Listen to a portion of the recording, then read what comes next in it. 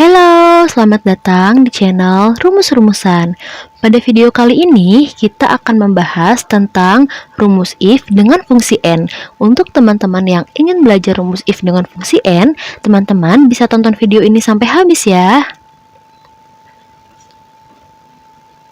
Di sini sudah disediakan tabel daftar nilai siswa, nilai matematika, dan nilai bahasa Indonesia dengan ketentuan KKM. Jika lebih besar dari 65, maka dinyatakan lulus.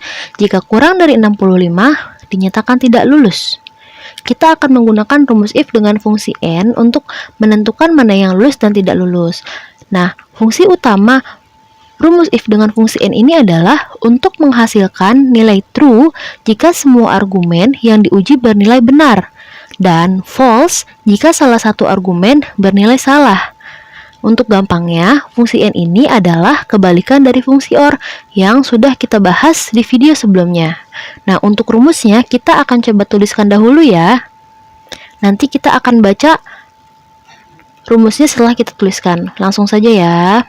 Untuk rumus if dengan fungsi n, teman-teman bisa memulai dengan sama dengan, lalu kita ketikkan if, buka kurung, kita ketikkan n,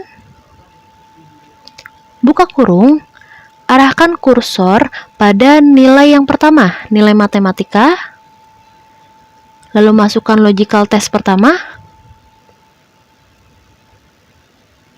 lebih besar dari 65, masukkan nilai kedua, nilai bahasa Indonesia, masukkan logical test yang kedua, lebih besar dari 65, tutup kurung,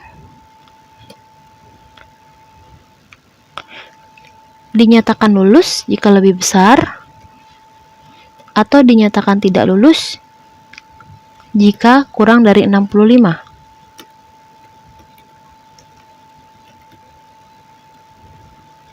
Seperti ini ya teman-teman rumusnya.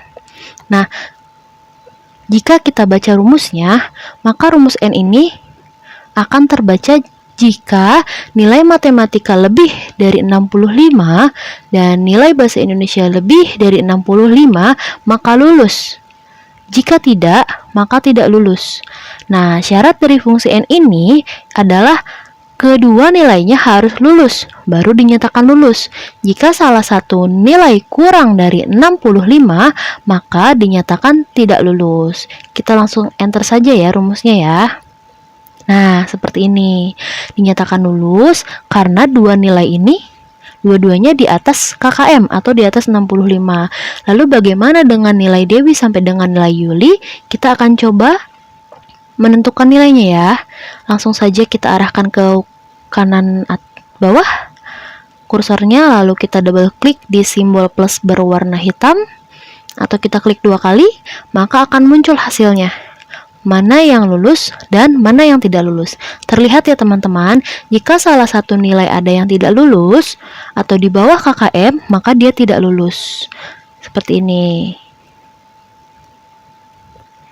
Namun jika kedua nilainya lebih dari 65, maka dinyatakan lulus. Seperti itu ya teman-teman, rumus if dengan fungsi n. Nah, untuk rumus Excel kali ini kita sudah selesai ya teman-teman. Kita akan lanjut lagi dengan rumus baru di video berikutnya. Jika video ini bermanfaat bagi teman-teman, silahkan di subscribe dan di like video ini ya teman-teman. Dan jika ada yang ingin ditanyakan, bisa dituliskan di kolom komentar ya. Salam rumus-rumusan.